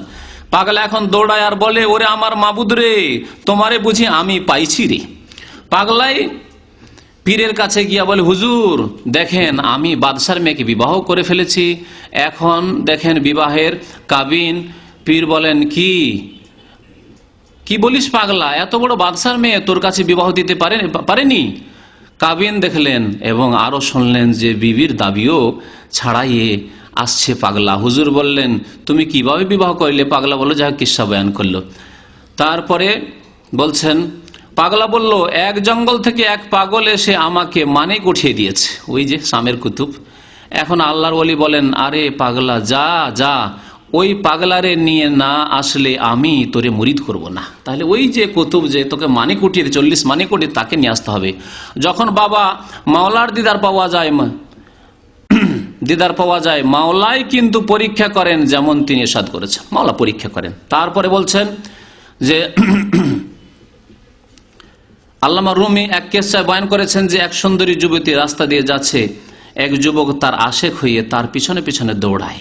এই যুবতী লক্ষ্য করছে, খুব জ্ঞানী বুদ্ধিমতী মেয়েটি। কিছুক্ষণ পর যুবতী আল্লাহর প্রেম শিখাচ্ছে, তাকে জিজ্ঞাসা করে, হে যুবক, পিছনে পিছনে দৌড়াও কেন? যুবক উত্তর দেন, আমি তোমার আশেক হয়েছি। পিছনে পিছনে এক ছেলে যুবক দৌড়ছে, তুমি আমার পিছনে পিছনে দৌড়াও। যুবতী বলে, আমার উপরে কি আশেক হয়েছ? আমার পিছনে আমার ভগ্নী আসছে, সে আমার চেয়ে অনেক সুন্দরী। আশেক হলে তার উপরে হবে। মেয়েটি মনে মনে ঠিক করল, দেখি যুবকটি আমার উপরে আশেক হয়েছে না আমার সৌন্দর্যের উপর আশেক হয়েছে। যদি আমার সৌন্দর্যের উপর আশেক হয়, সৌন্দর্য নষ্ট হয়ে গেলে আমাকে ফেলে চলে যাবে, আর যদি সে আমার উপরে আশেক হয়, সে কোনোদিন আমাকে ফেলে যাবে না। বাবা, মাওলার আশেক হয়েছ তোমরা ধনী হওয়ার জন্য, আরামে থাকার জন্য, না কিসের জন্য? মানে আল্লাহর কাছে কিছু চাওয়া পাওয়ার জন্য? তাহলে সৌন্দর্যের পাগল হচ্ছে না, আল্লাহর পাগল হইতে হবে, আল্লাহর প্রেমের পাগল হইতে হবে। যাক, মধ্যখানে একটা কেসা বয়ান করলো, যেটা বড় ডাহা কুফরি শিরকির কথা রয়েছে, সেই কথাটিতে আপনাদেরকে পৌঁছাতে চাইছি। পাগলা 6 মাস ভরে যেতে যেতে সেই জায়গায় যে জঙ্গলের দিকে ফিরে যখন পাগলা বলে ডাক দিল, দেখে পাহাড়টা 2 ভাগ হয়ে ফাটতে ফাটতে পাগলা এসে হাজির হয়ে গেল। পাগলা হাজির হলো। আল্লাহর রহমী ফরমান, ওই পাগলা যদি আর দ্বিতীয়বার পাগলা বলে ডাক দিত, হ্যাঁ পাগল রে এই বলে যদি ডাক দিত, মাওলার আরশ ভেঙে খান খান হয়ে যেত। জি শোনেন, এটা হলো চরমনাই পীরের বক্তব্য, যে ওই আল্লাহর ওলিকে যদি আর পাগলা বলে একবার ডাক দিয়েছে, 2বার ডাক দিয়েছে, 3য় ডাক দিত, তাহলে আসমান জমিন সব ভেঙে তো চুরমার হইতো, কিন্তু আল্লাহর আরশও ভেঙে চুরমার হয়ে যেত। আল্লাহ আরশকেও সামলাতে পারতেন না। আউযুবিল্লাহ। কত বড় কুফরি কথা। তাআলা আল্লাহু আন যালিকা উলুওয়ান কাবীরা। আল্লাহ কোরআনে কারীমে ইরশাদ করেছেন, আল্লাহ এসব কুফরি কথার অনেক ঊর্ধ্বে। আল্লাহ পাক রব্বুল আলামিন সর্বশক্তিমান। আল্লাহর আরশ ভেঙে পড়ে যাবে। মাওলার আরশ সহ্য করতে পারতো না। পাগলা ডাক দেওয়ার সাথে সাথে মাওলা তাই সামদেশের কুতুবকে হাজির করে দিচ্ছেন। ওই যে সামদেশের কুতুবকে না নিয়ে আসলে তোকে মুরিদ বানাবো না। সামদেশের কুতুব বললেন, হে পাগলা, ওকে ডাক দিচ্ছে, পাগলা কুতুবকে, তুমি আমাকে ডাক দিচ্ছ কেন? এই ডাক দিয়েছো কেন? 2 ডাক দেওয়া হচ্ছে, 3 ডাক, এবার আরশ ভাঙবের অবস্থা। 3 ডাক দিতেই হয়নি, চলে এসছে ওই পাগলা কুতুব। তারপরে ডাকলো, কথা বললো মুরিদ হওয়ার জন্য। ভাই আমাকে কেন ডাকছেন, আমাকে তাড়াতাড়ি বিদায় দেন। আপনাদেরকে যে কথাটি শোনাবো কেসার অংশ, আমাকে কেন ডেকেছেন, সামদেশের কুতুব ওই পাগলা কেন ডাকলেন? এই দেশে একটা গান হচ্ছে, তাড়াতাড়ি করে আমাকে বিদায় দেন। এই দেশে কি হচ্ছে? একটা গান হচ্ছে, মাওলা কিন্তু জমিন উল্টাই দিতে পারেন। এই গানের পাপে মাওলা মানে আল্লাহ জমিনকে কি করতে পারেন? উল্টাই দিতে পারেন। আর বাংলাদেশে লক্ষ লক্ষ কবর মাজারে পূজা হচ্ছে, আল্লাহ জমিন উল্টাচ্ছে না। এত ধৈর্য ধারণ করেন গানের জন্য। গানের অপরাধ এত বড় অপরাধ চরমনাইদের কাছে। শিরক কুফরির অপরাধ কোন অপরাধ না, নিজেই তাতে ডুবে আছে যেহেতু। বুঝতে পারছো? মানব রচিত বিধানের অপরাধ, এত বড় অপরাধ চলছে গোটা দেশে। আল্লাহর শরীয়ত কোরআনকে তাকে তুলে রেখে দেওয়া হয়েছে, তাও আল্লাহর গজব আসে না। হ্যাঁ, বছরে কতবার যে বান বন্যার আযাব আসছে, আর কত যে জলোচ্ছ্বাস ঘূর্ণিঝড় আসছে, আর কত যে লোক হালাক হচ্ছে, এগুলিতে হুঁশ দিশা হয় না যে আল্লাহর আযাব আসছে। আর গান হওয়ার জন্য, ঠিক আছে গানও একটা কাবিরা গুনাহ, কিন্তু তার চাইতে বড় বড় কাবিরা গুনাহ কত হচ্ছে। জেনার বেশ্যাখানা রয়েছে, আর বেশ্যাখানা লাইসেন্স দেওয়া হচ্ছে সরকারি ভাবে, তাও আল্লাহর গজব আসে না। মানুষ বেঁচে আছে বাংলাদেশে, আর ভারতেও বেঁচে আছে। আর এই গানের জন্য এই দেশে একটা গান হচ্ছে, মাওলা কিন্তু জমিন উল্টাই দিতে পারেন। এর চাইতে বড় কথা শোনেন, এটাও যা শুনলেন, আমার জমিন ধরে রাখতে হবে। আল্লাহ উল্টাতে আসছেন, আমাকে জমিনটা ধরে রাখতে হবে। বলুন ইন্না লিল্লাহি ওয়া ইন্না ইলাইহি রাজিউন। এই যদি ধর্ম হয়, তাহলে এই ধর্মের কোনো প্রয়োজন নেই মানুষের। এই শিরক কুফরির ধর্মের কোনো প্রয়োজন নেই। এর চাইতে ভালো ছিল মক্কার মুশরিকরা, তারা এই কথা কোনোদিন বলেনি যে জমিন কোনো মানুষ ধরে রাখতে পারে আল্লাহ যদি উল্টাতে চায়। বরং তারা রুবুবিয়তের প্রতি পুরো আস্থা ইমান রাখতো আল্লাহর। তারা শুধু পূজা পাঠের ক্ষেত্রে শিরিক করতো, উলুহিয়াতে ইবাদতে শিরিক করতো। আল্লাহ পাক কোরআনে কারিমে তা ইরশাদ করেছে, ওয়ালা ইন সাআলতাহুম মান খালাকাস সামাওয়াতি ওয়াল আরদা লা ইয়াকুলুন্নাল্লাহ। তাদেরকে যদি জিজ্ঞাসা করে যে আসমান জমিন কে সৃষ্টি করেছে, মক্কার মুশরিক আবু জাহল আবু লাহাবকে, তারা অবশ্যই বলবে যে আল্লাহ সৃষ্টি করেছেন। এই জন্য আব্দুল মুত্তালিব যখন আবরাহা কাবা ধ্বংস করার জন্য আসলো, দেখলো যে আর আমাদের 360টি মূর্তি কাবার চারিদিকে থেকে কাবাকে বাঁচাতে পারবে না। সামান্য আবরাহা এই হাকিম, সে বড় বাদশাহ না, বাদশার একজন প্রতিনিধি মন্ত্রী, বাঁচাতে পারবে না। তখন সে কাবার গেলাম ধরলো আর বলছে, হে রাব্বাল বাইতে, হে বাইতুল্লাহর রব আল্লাহ। তখন আল্লাহকে ধরেছে। বড় মুসিবতে পড়লে তারা আল্লাহকে ধরত। আর আজকালকার কবর পূজারী এই পীরপন্থীরা বড় বড় মুসিবতে পড়লে পীরকে ধরে, আউলিয়া ও শয়তানদেরকে ধরে। আল্লাহ পাক রব্বুল আলামিন দেশ ধ্বংস করতে চাইছেন, জমিন ধ্বংস করতে চাইছেন উল্টিয়ে দিতে, আর পীর গিয়ে কি করবে? জমিনকে ঠেকাইয়ে রাখবে। শুনলেন কথা? আয়াত শুনবেন, কোরআনে কারীমের আয়াত শুনে আপনাদেরকে। সুবহানাল্লাহ। আল্লাহ পাক রব্বুল আলামিন সূরা ফাতির আয়াত নম্বর 44 এর ইরশাদ করছেন। আয়াত নম্বর 44, আওয়ালাম ইয়াসিরু ফিল আরদি, তারা কি পৃথিবীতে ভ্রমণ করে দেখে না? ফায়ানজুরু, তারা দেখুক গিয়ে ভ্রমণ করে, পৃথিবী ভ্রমণ করে। কাইফা কানা আকিবাতুল লাযিনা মিন ক্বাবলিহিম, এর পূর্বে যেসব জাতি ধ্বংস করা হয়েছে জাতিকে, তাদের পরিণাম কি হয়েছে। ওয়াকানু আসাদ্দা মিনহুম কুওয়া, তারা এদের চাইতে, আবু জাহাল আবু লাহাব কুরাইশদের চাইতে অনেক শক্তিশালী ছিল, ফেরাউন চাইতে অনেক শক্তিশালী ছিল। জি, আজকালকার জালেমদের চাইতে অনেক শক্তিশালী ছিল। তারা কি সারা পৃথিবী ভ্রমণ করে দেখে না যে আদ সামুদকে কি করে আল্লাহ ধ্বংস করেছেন, ফেরাউনকে কি করে ধ্বংস করেছেন, আবরাহাকে কি করে ধ্বংস করেছেন? জি। তারপর আল্লাহ পাক বলছেন, ওমা কান আল্লাহু লিইউজিজাহু মিন শাই, যে কথাটি বলতে চেয়েছিলাম এই মর্মে। ওমা কান আল্লাহু, আল্লাহকে কেউ হারাতে পারে না। আল্লাহকে কেউ হারাতে পারে না। যে আল্লাহ একটা কাজ করতে চাইছেন আর আল্লাহ সেখানে হার মেনে নিলেন আর পারলেন না করতে, জমিন উল্টে দিতে চাইছেন এই গান করা লোকদের জন্য, আর পীর গিয়ে ধরে নেবে, আল্লাহ তুমি উল্টাও দেখি। আস্তাগফিরুল্লাহ ওয়া আতুবু ইলাইহি, আস্তাগফিরুল্লাহ ওয়া আতুবু ইলাইহি। লা ইলাহা ইল্লাল্লাহ, বলুন লা ইলাহা ইল্লা, আল্লাহ ছাড়া কেউ সত্য মাবুদ নেই, আল্লাহ ছাড়া কেউ সর্বশক্তিমান নেই, আল্লাহ ছাড়া কেউ ইবাদতের হকদার নেই। আল্লাহ বলছেন, ওমা কান আল্লাহু লিইউজিজাহু মিন শাই, কোনো কিছুই, কোনো শক্তি আল্লাহকে হারিয়ে দিতে পারে না। ফিস সামাওয়াতি, আকাশেও, আকাশের অসংখ্য ফেরেশতাও আল্লাহকে হারিয়ে দিতে পারে না। ওয়ালা ফিল আরজ, আর পৃথিবীর কোনো শক্তি আল্লাহকে হারিয়ে দিতে পারে না। ইন্নাহু কানা আলিমান কাদিরা, নিশ্চয় আল্লাহ সবকিছুই জানেন এবং তিনি সর্বশক্তিমান।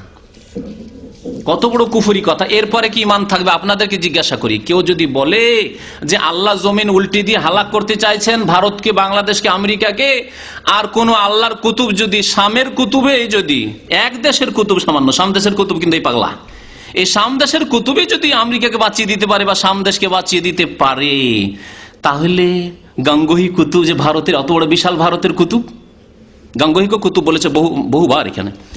আচ্ছা, খাজা মঈনুদ্দিন চিশতির মতো কুতুব, তারপরে আব্দুল কাদের জিলানী, গৌসের মর্যাদা তাদের কাছে কুতুবের উপরে, সারা পৃথিবীর গৌসে একমাত্র একজন মহান উদ্ধারকারী। তাহলে আল্লাহ পাক রব্বুল আলামিন একেবারে তাদের কাছে অসহায়, অসহায় আল্লাহ পাক রব্বুল আলামিন। এই আকীদা যদি থাকে কারো, আর এই আকীদা লিখে যদি মারা যায়, তার মুক্তির আশা করা যেতে পারে? সে কি ইমানের অবস্থায় মারা গেছে না কুফরের অবস্থায় মারা গেছে? আপনারাই বিচার করুন, আমি কোনো ফতোয়া দিচ্ছি না। কি অবস্থায় মারা গেছে এই কথা লিখে বলে ওয়াজ করে বক্তব্য করে তা আপনারাই বিচার করবেন।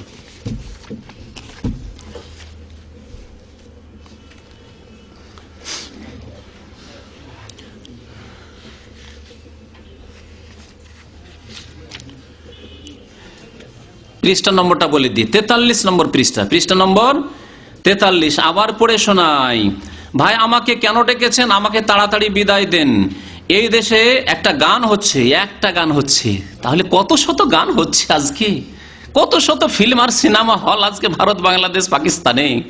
জি, মাওলা কিন্তু জমিন উল্টাই দিতে পারেন, আমার জমিন ধরে রাখতে হবে, আমার জমিন ধরে রাখতে হবে। চরমনাইয়ের মাওয়াইজে কারিমা পৃষ্ঠা নম্বর 43। তখন ছিল না লুত আলাইহিস, ভাই বলছেন যে লুত আলাইহিস সালামের জামানায় যে আল্লাহ পাক রব্বুল আলামিন উল্টিয়ে দিলেন জমিনকে আর মৃত সাগর বানিয়ে দিলেন, তখন ধরতে বললেন তখন এসব ওলি কোথায়? এসব ওলি ছিল সব এই ওসব ওলি এই দেওবন্দীদের মধ্যে পয়দা হয়েছে, আর বেরেলবিদের ভারতে পয়দা হয়েছে। যত ওলি পয়দা হয়েছে সব কিন্তু ভারতে, ভারত উপমহাদেশে।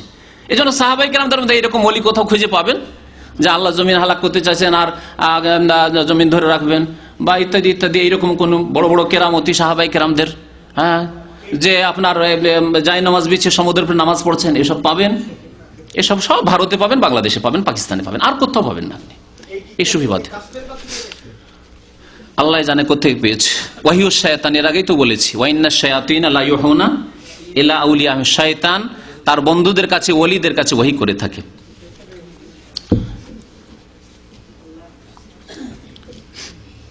পৃষ্ঠা নম্বর 44-45। এখানে সফর, পীর সফর করছে আরশ পর্যন্ত, সিদরাতুল মুনতাহা পর্যন্ত, যেখানে সিদরাতুল মুনতাহার আগে জিবরাইল আলাইহিস সালাম আল্লাহর মুকাররব ফেরেশতা, তিনিও পৌঁছিতে পারছেন না, আর আমি যেতে পারছি না, আপনি আল্লাহর সাথে কথা বলেন, আমি আর যেতে পারছি না। নবী করিম সাল্লাল্লাহু আলাইহি ওয়াসাল্লামের মেরাজের হাদিস রয়েছে। আর সেখানে সফর করছে কে? পীর সফর করছে, যার কাছে ওহীও আসে না, জি, যে আল্লাহর পক্ষ থেকে আকাশ থেকে কোনো কথাও জানতে পারেন না, ওহীর দরজা বন্ধ হয়েছে নবীর ইন্তেকালের সাথে সাথে, সে এত দূর পৌঁছে গেল। এই ঘটনা শুনেন। কুতুবেরা বলেন, কে বলেন? কুতুবেরা বলেন, মানে কোরআনেও নেই, হাদিসও নেই, ধর্ম কোথাকার? তাইলে ধর্মের উৎস কোথায় দেখেন? কুতুবেরা বলেন, হে পাগলা তুই এখন কোথায় আছিস রে? ওই পাগলা, ওই পাগলা কোথায় আছিস রে? পাগলা বলে, হুজুর আমি এখন প্রথম আসমানে আছি। আল্লাহর দিকে সফর করছে, প্রথম আকাশে চলে গেছে, আকাশের দরজাও খুললো, ফেরেশতারা মাশাআল্লাহ মেরাজ হচ্ছে। আল্লাহর কুতুরা বলেন, মাবুদ গো পাগলার জন্য তোমার দরজা আরো খুলে দাও। ওই পাগলা, যে পাগলা বিয়ে করেছে, পাগলা এত উন্নতি করেছে, জিজ্ঞাসা করেন, হে পাগলা তুই এখন কোথায় আছিস? পাগলা বলে, আমি এখন দ্বিতীয় আসমানে আছি, দ্বিতীয় আসমানে আছি। আল্লাহর কুতুবরা বলেন, মাবুদ গো এতে হবে না, একে আরো পৌঁছাইতে হবে। কুতুবরা আল্লাহকে পরামর্শ দিচ্ছে, চাপ সৃষ্টি করছে, পৌঁছাইতে হবে। আবার জিজ্ঞাসা করেন, পাগলা তুই এখন কোথায় আছিস? পাগলা বলে, হুজুর এখন নেই, এখনো লিখেনি, এখন আমি সিদরাতুল মুনতাহায় আছি। জি, 6 আসমানে চলে গেছে। কুতুবরা বলেন, মাবুদ গো এতেও হবে না, আরো খুলে দাও। পাগলারে বলেন, হে পাগলা তুই এখন কোথায় আছিস? পাগলা বলে, আমি এখন মাওলা নূরের পর্দার চতুর্পার্শ্বে ঘুরিতেছি, মাওলা নূরের চতুর্পার্শ্বে ঘুরিতেছি। মুসা আলাইহিস সালাম বেহুশ হয়ে পড়ে গেলেন তুর পাহাড়ে, আল্লাহ কোরআনে বর্ণনা করছেন। আচ্ছা না, ফালাম্মা তাজাল্লা রব্বুহু লিল জাবাল, তুর পাহাড়ে যখন আল্লাহ পাক রব্বুল আলামিন নূরের শুধু তাজাল্লি দিলেন, ঝলক পড়ল, আল্লাহ আসেননি, আল্লাহর নূরের ঝলক পড়েছে। তাজাল্লা রব্বুহু লিল জাবাল, তাজাল্লি পড়ল, নূরের ঝলক আল্লাহর। জাআলাহু দাক্কাহা, চুর পাহাড় চূর্ণ বিচূর্ণ হয়ে গেল। ওয়া খাররা মূসা সাইকা, মূসা আলাইহিস সালাম আল্লাহর রাসূল, আল্লাহর কলিম, কালিমুল্লাহ হওয়া সত্ত্বেও, ওয়া কাল্লামাল্লাহু মূসা তাকলিমা, মূসা আলাইহিস সালাম আল্লাহর সাথে কথা বলেছেন, তাও তিনি কি হয়ে গেলেন? বেহুশ হয়ে পড়ে গেলেন। আর এই পাগলা পীর এই জন্য তো পাগলামি করে, এত কেন নাচ আর লাফ দেয়, স্টেজে লাফিয়ে উঠে যায় আর সামিয়ানার উপর লাফিয়ে উঠে যায়, এই আশায় যে আমরাও সিদরাতুল মুনতাহা পর্যন্ত পৌঁছবো, আল্লাহ নূরের চারপাশে ঘুরবো। শোনেন, তারপরে এখানেও ক্ষান্ত হয়েছে না। আল্লাহর কুতুরা বলেন, মাবুদ গো, এতেও হবে না, নূরের চারিদিকে কেন রেখে দিলে? নূরের পর্দা উঠায়ে পাগলার সঙ্গে মিলন দিতে হবে। আউযুবিল্লাহ, পাগলার সাথে মিলন দিতে হবে। এই বেয়াদবি কথাই রয়েছে যে তাদের আকীদায় ওরসের মেলা। ওরস মেলা কোত্থেকে আসে? পীর যেদিন মরে, মৃত্যু দিবসকে তারা বলে ওরসের দিবস। মরলে আল্লাহর সাথে তাদের মিলন হয়। যতদিন দুনিয়ার পিঞ্জিরা আছে, খাঁচাতে আছে, ততদিন আল্লাহর সাথে মিলতে পায়নি। কিন্তু দুনিয়া তো মিললো। এই পাগলা এমন পাগলার পাগলা যে মরার আগেই কিন্তু গিয়ে আল্লাহর সাথে মিলছে। আর কুতুবরা এই দিক থেকে দরখাস্ত করছে। জি, এতে হবে না, নূরের পর্দা উঠে পাগলার সঙ্গে মিলন দিতে হবে, পাগলারে দিদার দিতে হবে। এখন জিজ্ঞাসা করেন, পাগলা তুই এখন কোথায় আছিস? দেখেন, পাগলা আর কথা বলেন না, আর আওয়াজ আসে না, টেলিফোন কানেকশন বিচ্ছিন্ন হয়ে গেছে, যোগাযোগ বিচ্ছিন্ন হয়ে গেছে। সুবহানাল্লাহ। বাসর ঘরে গিয়ে, আস্তাগফিরুল্লাহ, এর সাথে তুলনা করেছে শয়তানরা।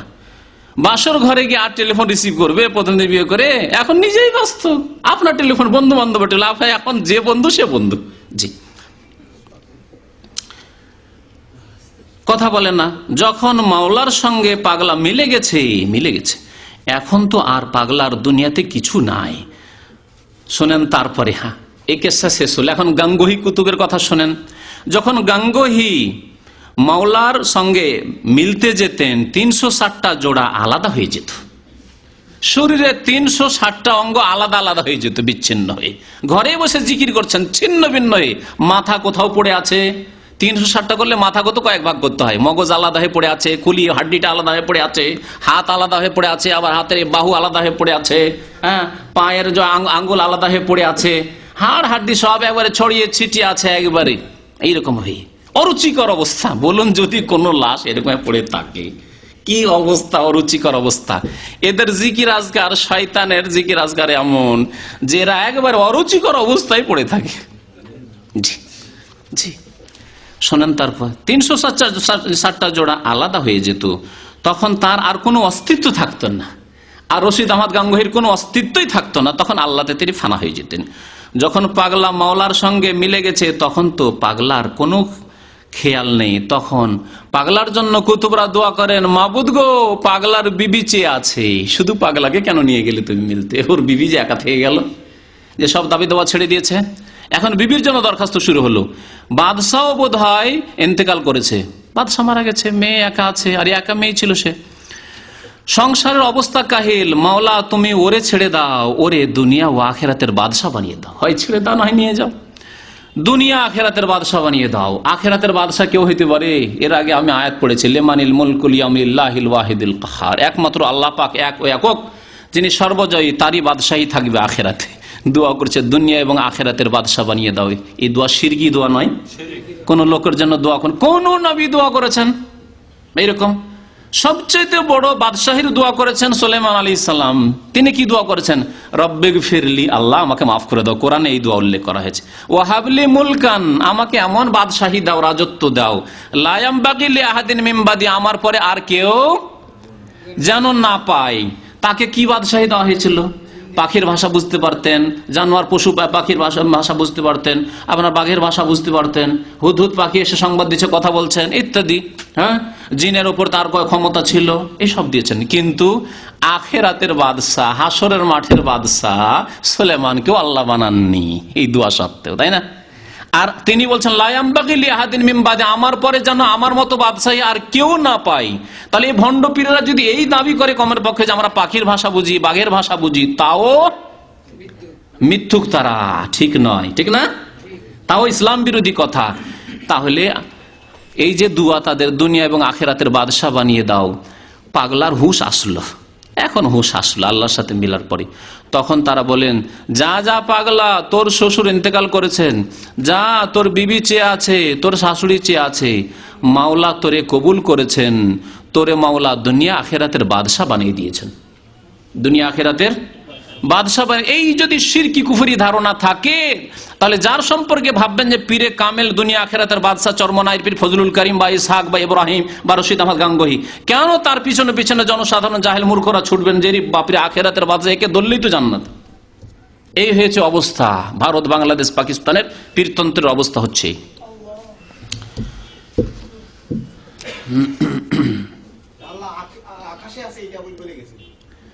পৃষ্ঠা নম্বর 55 বা 55, তাতে দেখুন একটু, বহু কথাই আছে, কত কথা আর শোনানো যায়।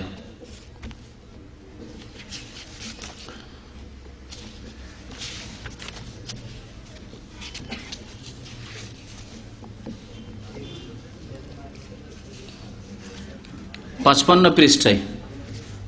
পৃষ্ঠায় কি লেখা আছে শোনেন। দেখা যায় জিকির আজকারের দ্বারা আপনার নামাজের কলব ঠিক হবে, মোরাকাবা ঠিক হবে, আর তালিমের দ্বারা আপনার নামাজের শরীয়ত ঠিক হবে, নামাজের শরীর ঠিক হবে। তারপরে বলছে মাসলা মাসাইল শিক্ষা করতে পারলে, শোনেন, চরমনাইর আল্লাহর কুতুব কেমন? চরমনাই আল্লাহর কুতুব। তাহলে কুতুব শুধু ওই সামদেশে খুঁজতে হবে না, দেশে চরমনাইয়ের পীর আল্লাহর কুতুব। সুতরাং বাংলাদেশকে যদি আল্লাহ পাক কোনোদিন ধ্বংস করতে চান, আল্লাহ না করে এরকম হয়, তাহলে চরমনাইকে বলে রাখলে হইলো, বাবা চরমনাই কি বলা, আপনি একটু খেয়াল রাখেন বাংলাদেশের দিকে। এত বড় ঘূর্ণিঝড় এলো, টর্নেডো এলো, আর কত জলোচ্ছ্বাস এলো, এ বেখিয়াল কেন হয়ে গেল? কি ও কি পাগলা বেহোশ ছিল নাকি? হ্যাঁ হ্যাঁ, না না, ঘুম আসে না তো, আল্লাহ হাইয়ুল কাইয়্যুম, এরা মরেও মরে না। জি, সব মরে নাই, বেঁচেছে, যাই অল্প স্বল্পর উপরে গিয়েছে।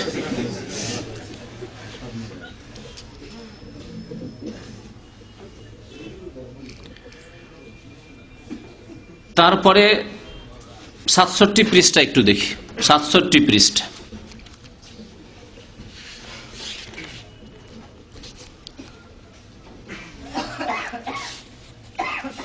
বলছেন, বাবা যদি কিছু বুজরুগি চাও, যদি মাওলার কিছু নৈকট্য চাও, নিজেকে মিটিয়ে দাও, আমি কিছু না। বাবা নিজেকে মিটিয়ে দাও, বাবা আমি যে আলেম, আমি যে শিক্ষিত। আলেমদেরকে উপদেশ দিচ্ছেন, হাটহাজারি ফারেক, দেওবন্দ ফারেক, হ্যাঁ, আজিজুল হক সাহেব আর কামালউদ্দিন জাফরি আর দিলওয়ার হোসেন সাইদি, সমস্ত বাংলাদেশের আলেমদেরকে নসিহত করছেন। শুনেন ভালো করে কি নসিহত করছেন। হ্যাঁ, আমি যে আলেম, আমি যে শিক্ষিত, দেল থেকে ভুলে যেতে হবে আমি যে গুনাহগার, আমার চেয়ে গুনাহগার আর সারা জাহানে কেউ নেই। বাবা নিজেকে নিজে ভুলে যাও। এতদূর পর্যন্ত তো ঠিক ছিল, আরো শোনেন, মানে অহংকার করিও না, যদি এই অর্থে নেন তো ঠিক ছিল। যে আলেম, যে শিক্ষিত, যে কিতাব পড়ছো, যতই বই পুস্তক পড়েছো সব আগুনে ফেলে দাও। যত বই পুস্তক পড়েছো সব আগুনে। কোরআন এবং হাদিস পড়ে আলেম হয়েছে, এই যে অহংকার যে আমি আলেম হয়েছি, আমি শাইখুল হাদিস হয়ে গেছি, হাটহাজারি আর দেওবন্দের আর আপনার অমুক মাদ্রাসার গোপালগঞ্জের, তো এই সেই ওসব বাদ দাও। সমস্ত কিতাবাদিকে নিয়ে গিয়ে কি করো? চরমনাইয়ের তালিম। মামায়েজে কারিমার বক্তব্য হচ্ছে সমস্ত কিতাবকে আবার পড়ে শোনেন, যত বই পুস্তক পড়েছো সব আগুনে ফেলে দাও। যেসব ডাক্তার, ইঞ্জিনিয়ার, অফিসার যারা চরমনাইয়ের ভক্ত হতে যান বিভ্রান্তির শিকার হয়ে, তাদেরকে উপদেশ দেওয়া হচ্ছে আপনাদের লাইব্রেরিতে, বাড়িতে যা বই পুস্তক আছে সব কি করেন? আগুন গিয়ে পুড়িয়ে দেন, আর নিরেট জাহেল মূর্খ হয়ে যান, আর কাফেরদের গোলামি করেন। সায়েন্স টেকনোলজিতে উন্নতি করে লাভ কি? ওই আপনার একটা সুচ নিতে হবে, তবুও চায়না থেকে নিতে হবে, একটা টুপি নিতে হবে, তবুও চায়না থেকে কিনতে হবে। এই অবস্থায় চলে আসেন, এই হচ্ছে পীরতন্ত্রের শিক্ষা। তাহলে পীরতন্ত্রের শিক্ষার শেষ নতিজা হচ্ছে, ফলাফল হচ্ছে যে না দুনিয়া না আখেরাত। আলেমদেরকে বলা হচ্ছে যে তোমরা আগুনে ফেলে দাও, কিতাব দিয়ে জাহেল মূর্খ হয়ে যাও, দরকার নাই, শুধু এই আমাদের রাস্তা ধরো। আর ডাক্তার, ইঞ্জিনিয়ার, বৈজ্ঞানিকদের বলা হচ্ছে সমস্ত কিতাব পুড়িয়ে দাও, দিয়ে চলে আসো চরমনাইতে হাজির হয়ে যাও আল্লাহর কুতুবের কাছে। ওয়াহাদাতুল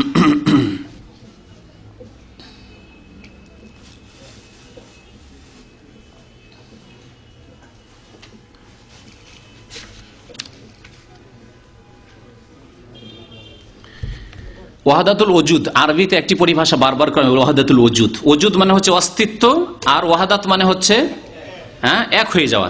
তো সারা পৃথিবীর সমস্ত কিছুর অস্তিত্ব হচ্ছে এক, খালেক মাখলুকের অস্তিত্ব হচ্ছে এক। বাস আপনি আল্লাহ পর্যন্ত পৌঁছিতে পারছেন না, সেই জন্য আলাদা দেখছেন নিজেকে, কিন্তু আল্লাহতে যখন গর্ক হয়ে যেতে পারবেন, এই চরমনায় তরিকা ধরে নেবেন, তখন আল্লাহ আর আপনাতে কোনো পার্থক্য থাকবে না। এই তালিম দিয়েছে এইসব কিতাবাদিতে তারা। আর এই সুফিবাদে 64 পৃষ্ঠায় রয়েছে, তার একটি অংশ পড়ছি। বলছেন, বাবারা, যখন নাকি হক্কুল ইয়াকিনের দরজা হাসিল হয়ে যায়, ভুক্তভোগী হয়ে যখন মাওলা নূরের সঙ্গে মিলে যায়, তখন ওই বান্দার নিজের আর কোনো অস্তিত্ব পর্যন্ত থাকে না। বাবা উজানির মরহুম আল্লাহর কুতুব, উজানির মরহুম মানে ওই ইব্রাহিম কুতুব, এও কুতুব, বাংলাদেশে বহু কুতুব আছে মাশাআল্লাহ, চিন্তা করবেন না। কুতুব বলতেন, বাবা লাকে এমন ভাবে টান দাও জিকিরের সময়, লাকে লা এইরকম করে টান দাও, লাকে এমন ভাবে টান দাও, নাই নাই নাই কিছুই নাই, টাকা নাই, পয়সা নাই, ঘর নাই, দুনিয়া নাই, স্ত্রী পুত্র সংসার কিছু নাই, আসমান নাই, জমিন নাই, আরশ নাই, কুরসি নাই। আমি পড়ছি, কিন্তু আমি বানিয়ে বলছি না, আপনার ভাববেন না যে আমি বলছি, আপনারা ভাবতে পারেননি।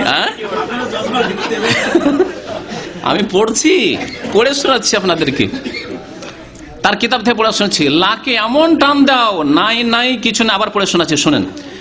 নাই টাকা নাই, পয়সা নাই, ঘর নাই, দুনিয়া নাই, স্ত্রী নাই, পুত্র নাই, সংসার নাই, কিছু নাই, আসমান নাই, জমিন নাই, আরশ নাই, কুরসি নাই, কিচ্ছু নাই। আচ্ছা, এমন কি আমিও নাই। ওয়াহদাতুল ওজুদ, আমি কি, এমন কি আমি নাই, মানে আল্লাহতে একেবারে একাকার হয়ে গেছে, বিলীন হয়ে গেছে, নাই।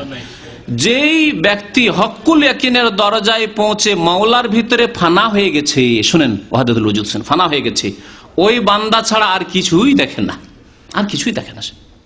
জি,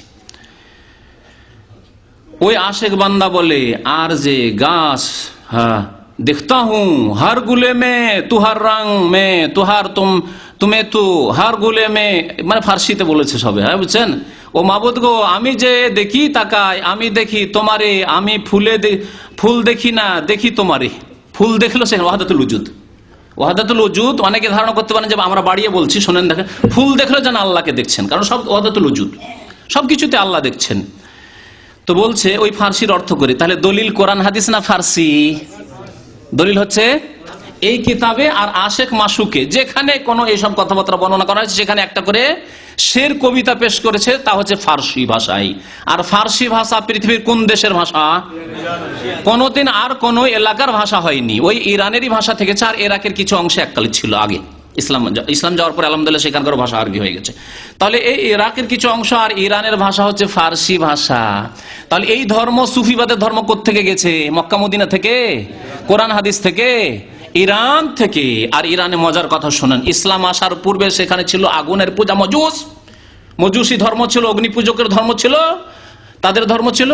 আর ইসলাম সেখানে পৌঁছার পরে, ইসলাম তো সঠিকভাবে পৌঁছে দেওয়া হইল সাহাবায়ে কেরামদের যুগে, তাবেঈনদের যুগে, কিন্তু তারা খুব তাড়াতাড়ি আবার শয়তানের গুমরাহির শিকার হয়ে গিয়ে বাতেনি আর ওই কুফরি শিরকি মতবাদে বিশ্বাসী হয়ে তারা রাফিজি হয়ে গেল, আবার গিয়ে আর এক গর্তে পড়ে জাহান্নামে যে রাস্তা ধরে নিল। এ হচ্ছে ইসলাম আসার পূর্বেও তাদের শিরকুফুরের অবস্থা, আর ইসলাম আসার পরেও তাদের শিরকুফুরের অবস্থা। সেই ফার্সি ভাষা হচ্ছে উৎস এই পীরতন্ত্র সুফিবাদের, চরমনাইদের। তো ওই ফার্সির অর্থ করছে, দেখেন ওয়াহদাতুল ওজুদে, হো মাবুদ গো, আমি যেদিকে তাকাই আমি দেখি তোমারে, আমি ফুল দেখি না, দেখি তোমারে, আসমানের দিকে তাকাই দেখি তোমারে, জমিনে তাকাই দেখি তোমারে, যেই দিকে তাকাই দেখি তোমারে, তোমারে ছাড়া তো আর কিছুই দেখি না। শুনলেন ওয়াহদাতুল ওজুদ? বিশ্বাস হলো যে এরা ওয়াহদাতুল ওজুদে বিশ্বাসী।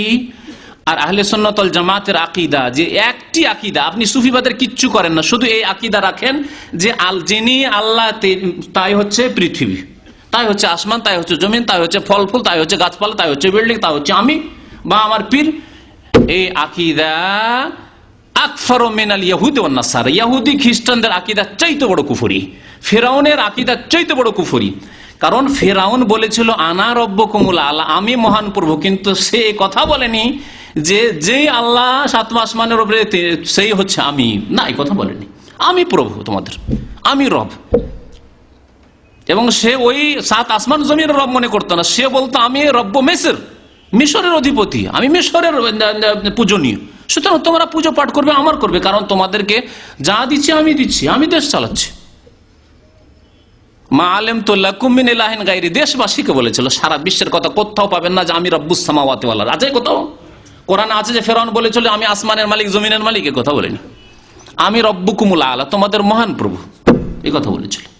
এই জন্য ফেরাউনের কুফরির চাইতে আর ইহুদি খ্রিস্টানদের কুফরির চাইতে, হিন্দু মুশরিকের কুফরির চাইতে বড় কুফরি হচ্ছে এ কথা বলা যে ওয়াহদাতুল ওজুদে আমি বিশ্বাসী, যিনি আল্লাহ, তাই আরশ, তাই কুরসি, তাই আসমান, তাই জমিন, তাই আব্দুল্লাহ, তাই সৈয়দ জামান, তাই মাহমুদ, হ্যাঁ, তাই গাছ, তাই পালা, তাই ফল, তাই ফুল। এ হচ্ছে সবচেয়ে বড় কুফরি। এই একটি মতবাদ। আর একটি মতবাদ আছে মানসুর হাল্লাজ, হুসেন বিন মানসুর হাল্লাজের, হলুলের, দুটোতে সামান্য পার্থক্য আছে। এই দুইটি কুফরি আকীদা, এই হলুলের আকীদাও ফেরাউনেরও ছিল না, আর ইহুদি নাসারা তাদের চাইতে বড় কুফরি আকীদা। অর্থাৎ এরপরে কেউ মুসলিম থাকে না, যা শুনলেন। এছাড়াও আর বেশ কিছু কথা আছে, ইনশাআল্লাহ তাআলা সময় সাপেক্ষে আলোচনা করা যাবে। আজকে এতটুকু যথেষ্ট। আল্লাহ যেন আমাদেরকে হক কথা বোঝার তৌফিক দান করেন, হকের প্রতি আমল করার তৌফিক দান করেন, শিরক বিদআত থেকে বাঁচার যেন তৌফিক দান করেন, নবী করিম সাল্লাল্লাহু আলাইহি ওয়াসাল্লামের ভালোবাসা এবং তার সুন্নত মোতাবেক সার্বিক ক্ষেত্রে জীবনযাপনে আল্লাহ যেন তৌফিক দান করেন। আল্লাহ যেন আমাদেরকে সম্মতি দান করেন। আল্লাহ আমাদেরকে গবেষণা করার তৌফিক দান করেন। আল্লাহ আমাদের অন্তরকে যেন অন্ধ না বানিয়ে দেন, আমাদেরকে বিবেক বিবেচনা করার তৌফিক দান করেন।